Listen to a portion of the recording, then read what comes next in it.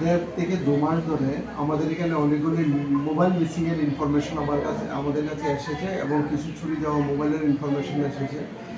তার উপর ভিত্তি করে যে আমাদের যে সিইআইআর পোর্টাল, এই সিইআইআর পোর্টালের থ্রুতে আমরা টোটাল 36টি মোবাইল উদ্ধার করতে সক্ষম হয়েছি। আর এই মোবাইলগুলি অ্যাকচুয়ালি আমার যে স্টাফ অভিজিৎ, সে সিআইআই পোর্টালের থ্রুতে এই মোবাইলগুলি উদ্ধার করেছে এবং আজকে যারা অ্যাকচুয়াল যে ওনার মোবাইল, তাদেরকে আজকে আমরা এগুলি হ্যান্ড ওভার করবো।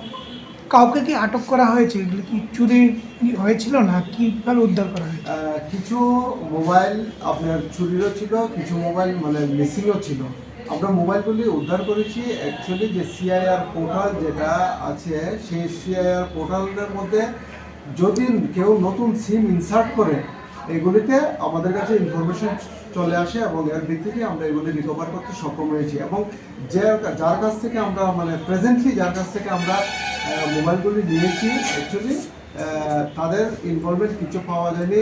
তারা অনেক সময় দেখা গেছে যে তারা পুরান মোবাইল টাকা দিয়ে কিনেছে এবং যারা এই চুরি করেছিল